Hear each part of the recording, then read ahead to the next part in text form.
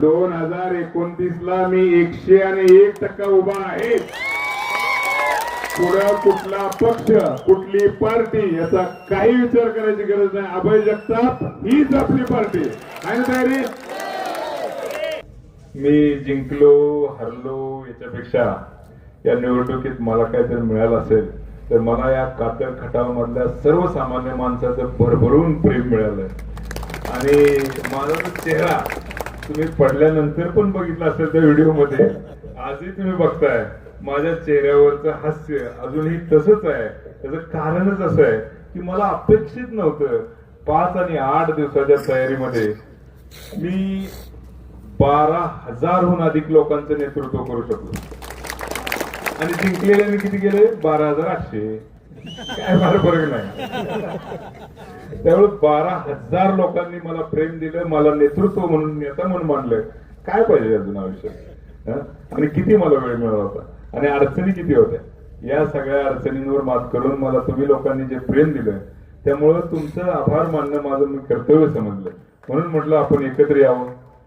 पुन्हा गाव भेट दौरे होतील, प्रत्येकाच्या गावात येणार आहे. नाना पुजारींनी आठवण करून दिलेलीच आहे, ग्रामपंचायती आलेल्या आहेत. त्यामुळं आज शिवजयंतीच्या पूर्वसंध्येला आपण पुढच्या काय म्हणायचं पुढचे आगे की जंग का ऐलान होगा. तर पुढच्या ग्रामपंचायती या गटातल्या सगळ्या ज्या ज्या लोकांना वाटतं की अभय जगतापच्या नेतृत्वाखाली लढवायचे त्या सगळ्या लोकांच्या पाठीची खंबीरपणे उभा. तुम्ही फक्त मला सांगायचं की दादा तुमच्या नेतृत्वाखाली लढवायचे, बस मी आलोच म्हणून समजायचं. आणि अजिबात टेन्शन घ्यायचं नाही, जिंकण्यासाठीच लढायचं. त्यामुळं ग्रामपंचायती असू द्या, सोसायटी असू द्या, मी कायम तुमच्या सोबत आहे एवढं लक्षात ठेवा. आणि फक्त कातरखटाव जिल्हा परिषद गटापुरता हा विषय राहिलेला नाही. हा खटाव तालुका, मान तालुका इकडे पसरलेला आहे. त्यामुळं आता खटाव तालुका असू द्या नाहीतर मान तालुका असू द्या, ज्या ज्या गावाच्या ग्रामपंचायतीच्या लोकांना, युवकांना, महिला भगिनींना वाटतंय की शाहू फुले आंबेडकरांच्या विचाराचा एक नेता आपल्याला पाहिजे आणि या नेत्याच्या नेतृत्वाखाली आम्ही ग्रामपंचायत लढवायला तयार आहे, अशा सर्व लोकांना मी मदत करणार आहे, त्यांच्या पाठीशी खंबीरपणे उभं राहणार आहे. आणि येणाऱ्या काळामध्ये या मान खटावमध्ये होणाऱ्या ग्रामपंचायतीमध्ये जास्तीत जास्त ग्रामपंचायती आपल्या विचाराच्या आणणार आहे, एवढं तुम्हाला सांगतो. आता या निवडणुकीमध्ये माझ्या बरोबर खरंच तुम्ही सर्वांनी प्रचंड मेहनत घेतली. या मेहनतीचं मी खरंच शब्दामध्ये तुमचे आभार मानू शकत नाही. 8-10 दिवसाचा काळ होता, 8च दिवसाचा, कारण 27 तारखेला फॉर्म माघारी घ्यायची मुदत होती. त्या दिवशी सुद्धा काय करावं हा प्रश्न पडला होता. कुणाचा माघारी घ्यायचा, कुणाचा नाही घ्यायचा. अक्षरशः मी गावागावातनं लोक बोलवली, अरे बाबा खरंच तुमच्या गावात मला लीड मिळणार आहे का, आपले गोळाबेरीज होणार आहे का. सगळ्यांचा विचार घेतला, सगळ्या पार्ट्यांची चर्चा केली, बाकी कोणाचं काही मागं पुढे होतंय का बघितलं, परंतु कोणाचंच सहकार्य मिळालं नाही. फक्त जनतेचं सहकार्य मिळालं आणि जनतेच्या पाठिंब्यावर भिडायचं ठरवलं. मी पडलो नाही, मी लढलो, भिडलो आणि आपल्या सगळ्यांच्या साथीनं एक चांगल्या पद्धतीने लढलो. तर मला असं म्हणायचंय की हा एक अनुभव माझ्या गाठीशी मिळाला. या मनापासून प्रेम करणारे कार्यकर्ते जर बरोबर असले तर विजय काही फार दूर नसतो, हे समजून घेतलं. परंतु आता या अनुभवाच्या जोरावर पुढे जात असताना जर पुढची लढाई जिंकायची असेल तर एवढ्या कमी तयारीमध्ये उतरून चालणार नाही. आपल्याला तयारी मजबूत करावी लागेल आणि तरच पुढचं आपल्याला गुलाल घेता येईल. आणि तयारी मजबूत करायची असेल तर गावोगावी आपलं चांगलं मजबूत संघटन असलं पाहिजे. आणि संघटना बांधणी केल्याशिवाय आपण निवडणुकीला सामोरं गेलो तर अशाच पद्धतीनं आपल्याला फिनिश लाईनच्या थोडंसं अगोदर थांबावं लागेल. तर आपल्याला आता इथून पुढे तसं होऊ द्यायचं नाही. गावोगावी मी फिरणार आहे, गावोगावी आपलं मजबूत संघटन आपण उभं करायचं आहे. आणि संघटनात्मक बांधणी यासाठी महत्वाची आहे की फक्त निवडणुकीपुरती नाहीये. निवडणुकीनंतर सुद्धा या सरकारमध्ये जर काही चुकीचे निर्णय होत असतील, शेतकऱ्यांच्यावर अन्यायकारक निर्णय होत असतील, युवकांच्या बाबतीत अन्यायकारक निर्णय होत असतील, सरकारकडून, सरकारमधल्या मस्तवाल मंत्र्यांच्याकडून जर गोरगरिबांच्यावर अन्याय होत असतील तर त्या विरोधात आवाज उठवण्यासाठी सुद्धा आपल्याला रस्त्यावर उतरावं लागतं आणि त्यासाठी सुद्धा संघटनेची आपल्याला गरज असते. आपल्या सहकाऱ्यांवर आपण अन्याय होताना बघितलेला आहे. आमचा टेलू भगवान सारखा मित्र, त्याला 5 दिवस जेलमध्ये टाकले का तर एक मेसेज फॉरवर्ड केला. किती जण त्याच्या पाठीशी उभे राहिले. आपलं जर मजबूत संघटन असतं तर आपण पोलीस स्टेशनला घेराव घातला असता, आपण जाब विचारला असता की का अटक केली ते सांगा, परंतु आपण ते करू शकलो नाही. पण यापुढं असं व्हायला नाही पाहिजे. आपल्याला एक चांगली मजबूत संघटना करायची. त्या संघटनेच्या माध्यमातून आपल्याला शिवशाहू फुले आंबेडकर हा विचार सुद्धा युवकांमध्ये पसरवायचा. मी काल एका कार्यक्रमाला गेलो होतो. मी त्या ठिकाणी बघितलं की RSSच्या विचाराची लोक ज्या पद्धतीनं लोकांच्या डोक्यामध्ये हिंदुत्वाचा विचार पसरवतात, ते हिंदुत्व खऱ्या अर्थानं खरं हिंदुत्व नाही. या हिंदुत्वाच्या नावाखाली मतं मिळवण्याचा प्रकार आहे. त्यामुळं आपल्याला खरं हिंदुत्व काय हे लोकांपर्यंत पोहोचवलं पाहिजे. आपल्याला अशी लोक तयार करायचे आहेत, फक्त मानखटावमध्ये नाही, संपूर्ण महाराष्ट्रामध्ये अशी लोक बनवायचे की जे लोक विचार करून मतदान करतील. आजची परिस्थिती अशी आहे की लोक विचार करायचे विसरून गेलेले आहेत आणि निवडणुकीच्या अगोदर काही धर्माचा मुद्दा येतो, काही जातीचा मुद्दा येतो आणि त्या आधारावर आपण मतदान करतो. देश विसरून जातो. सकाळीच बोलता बोलता माझ्या ऑफिसमध्ये एक जण बसला होता. ते बोलता बोलता म्हणला, आमच्या जातीचं असं आम्ही एक संघटन करायला लागलोय, येणाऱ्या विधानसभेला आम्ही दाखवून देऊ.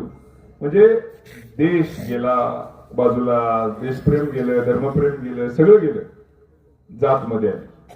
म्हणजे जातीपातीच्या पुढे जाण्यासाठी जे हुतात्म्यांनी, ज्या आता डॉक्टरांनी सांगितलं, ज्या हुतात्म्यांनी हौतात्म्य पत्करलं, ज्या स्वातंत्र्यवीरांनी खऱ्या अर्थाने हा देश कसा असावा यासाठी जी स्वप्न बघितली, ती स्वप्न सगळी आता चक्काचूर होताना दिसत आहेत. जातीपातीच्या पुढे जाऊन देश सगळा अस्पृश्यता घालवली. म्हणजे बऱ्याच गोष्टी अशा केल्या. स्वातंत्र्य काळामध्ये त्या लोकांनी अशी स्वप्न बघितली की आमचा अत्यंत प्रगत देश असेल, इथं जातीपातीचं राजकारण होणार नाही, सगळे समान असतील. परंतु आपण आता उलट्या दिशेने चाललोय. आपण धर्मात अडकलोय, जातीत अडकलोय. म्हणजे श्रीमंत गरिबीचा भेद करायला लागलोय, ग्रामीण शहरीचा भेद करायला लागलोय. आणि अशा पद्धतीने जर देश पुढे गेला तर येणाऱ्या काळामध्ये या देशामध्ये प्रचंड भयान परिस्थिती निर्माण होणार आहे. आणि म्हणून अशा भेदांना वाव देणाऱ्या पार्टीपासून आपण दूर राहिलं पाहिजे. आपण एक असं संघटन बनवलं पाहिजे जे वैचारिक असलं पाहिजे. आणि त्या वैचारिक संघटनेमध्ये एकदा का लोक आली तर ती त्या चांगल्या विचाराच्या व्यक्तीला निवडून देतील.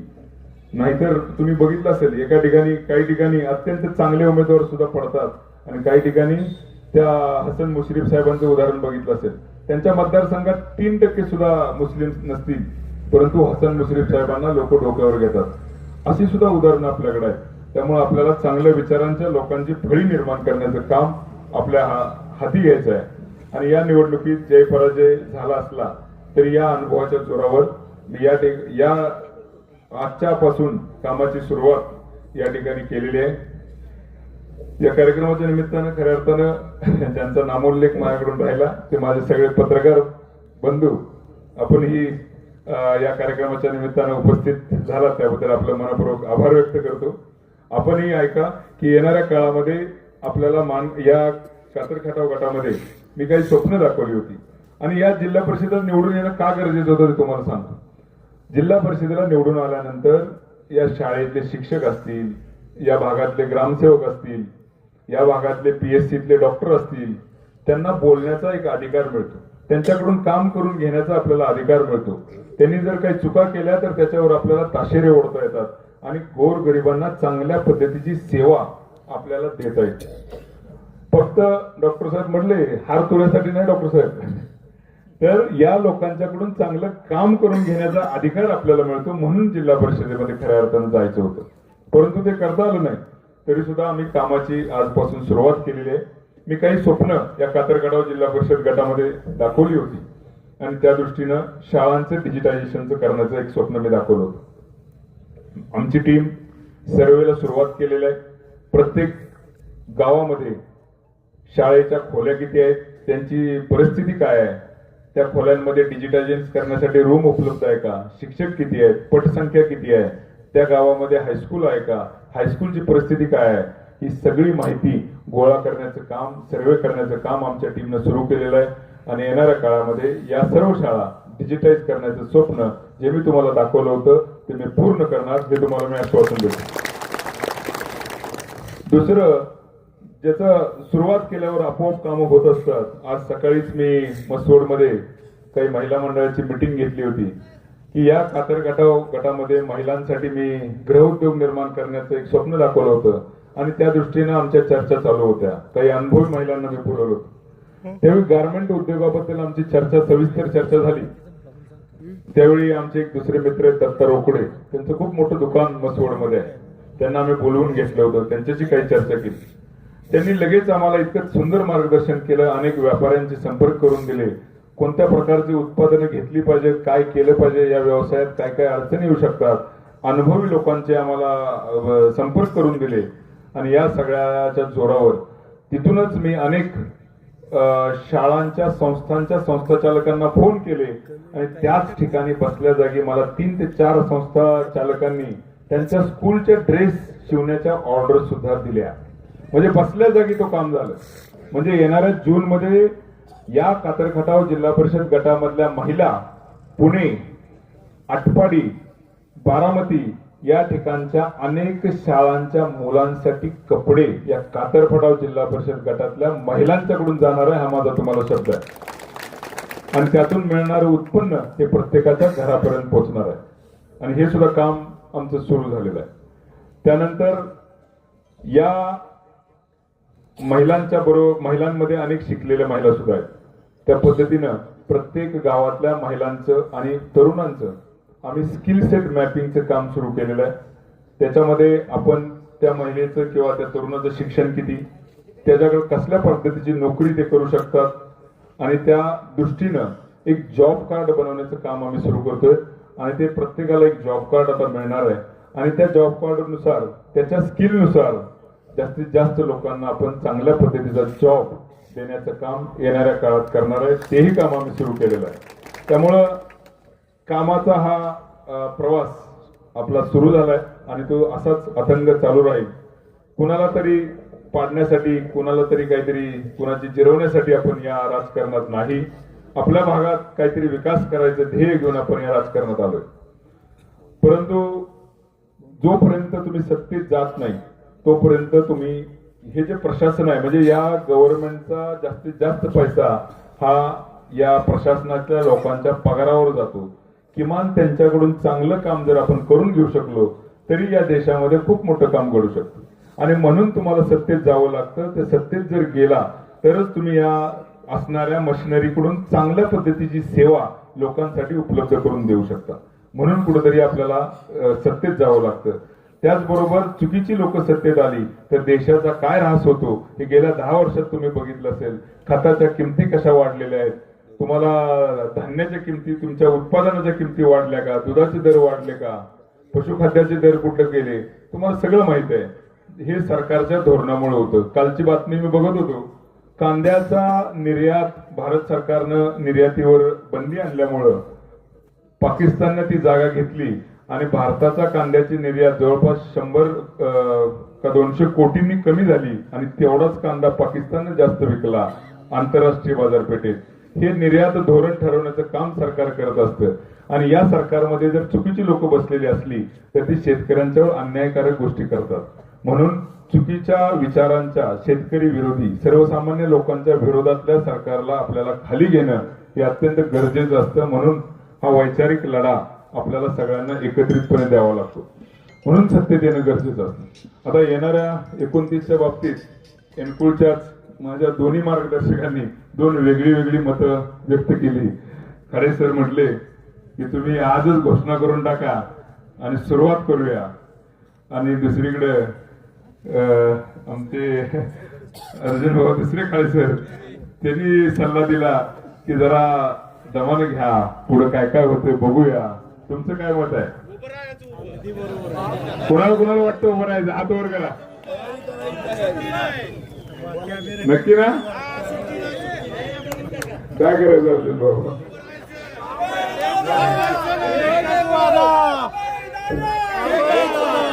बरं का, मी आजच सांगतो तुम्हाला, 2029 ला मी आहेच. मग समोर एक जण राहू द्या नाही तर 10 जण राहू द्या, 2029 ला मी आहे. त्याच्यामुळे आजच सांगून टाकतो, कोणीही उभं राहायचं त्यांनी राहू द्या. कुठल्या पक्षाने आपल्याला तिकीट देऊ द्या नाही देऊ द्या, तिकीट आपलं जनतेच्या हातात आहे. आणि जनतेने मला दिलेलं आहे, जनतेने मला सांगितलं उभं राहा, मी भेट नाही कोणाला. मग कोणी सांगू आहे ना तयारी?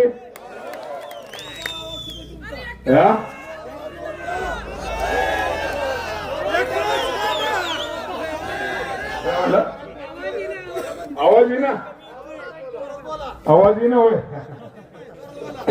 आवाज 2029 ला. तर 2029 ला मी 101% उभा आहे. पुढे कुठला पक्ष कुठली पार्टी याचा काही विचार करायची गरज नाही. अभय जगताप हीच आपली पार्टी आहे ना तयारी? बघा अर्जुन भाऊ, तुमच्या परवानगीने आशीर्वाद राहू द्या. यावेळी जो तुम्ही प्रयत्न केला माझ्यासाठी, परंतु वर्षांनी सहकार्य केलं नाही, थोडस जरी सहकार्य केलं असतं तर आज सभापती या खटाव तालुक्याचा माझ्यापेक्षा महत्वाचं सभापतीची पोस्ट म्हणजे सभापतीची सीट या ठिकाणी होती. जर थोडस सहकार्य मला मिळालं असतं तर आज सभापती आपल्या विचाराचं झाला असतं, झाला असता की नाही? त्यामुळं तयारीला लागा. उद्या शिवजयंतीच्या या पूर्वसंध्येला आजच मी सांगून टाकलं तुम्हाला 29 ला आहे. तर मी नाही तर आता तुम्ही ठरवायचंय की मला निवडून आणायचं का नाही आणायचं. त्यामुळे तुम्ही ताकदीने तयारीला लागा. येणाऱ्या काळात जास्तीत जास्त ग्रामपंचायतीमध्ये आपला गुलाल असला पाहिजे. येणाऱ्या काळात जास्तीत जास्त सोसायट्यावर आपला गुलाल असला पाहिजे. खटाव मान वेगळा होणार आहे का सांगतो थांबा. खटाव मान वेगळा होण्यासाठी जनगणना होणं गरजेचं असतं.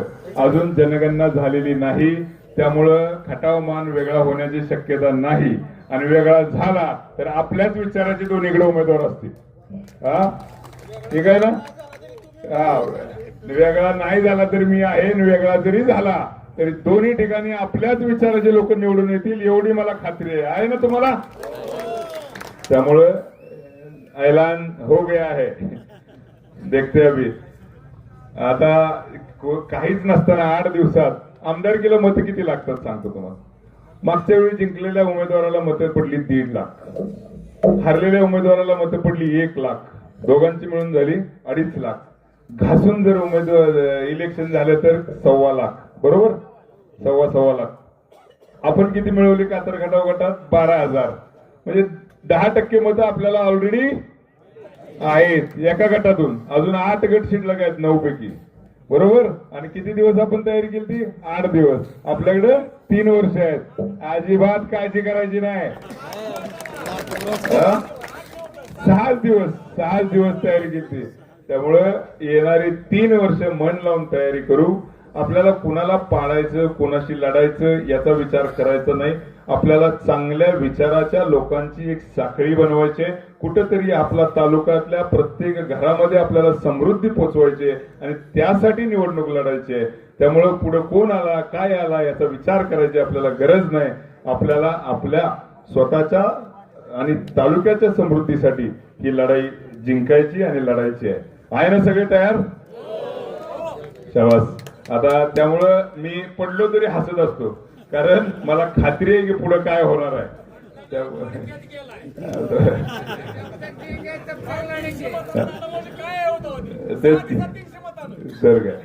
तर आपल्या सर्वांचं मी या ठिकाणी मनपूर्वक पुन्हा एकदा आभार व्यक्त करतो. खूप वेळ झालाय, आपण इतका वेळ इथे शांत चित्ताने थांबला, सगळ्यांचं ऐकून घेतलं आणि मला जो भरभरून आशीर्वाद भरभरून प्रेम जे तुम्ही दिलं त्याचा मी खरंच कधीही विसरू शकणार नाही. मी तुम्हाला कधीही विसरू शकणार नाही. आपला सदैव ऋणी राहीन. माझ्याकडून जितकं जास्तीत जास्त तुम्हाला करून घेता येईल तेवढं काम करून घ्या. मी कुठं कमी पडलो तरी मला तुम्ही सांगा की मी सगळ्यांचं ऐकून घेणारा नेता आहे.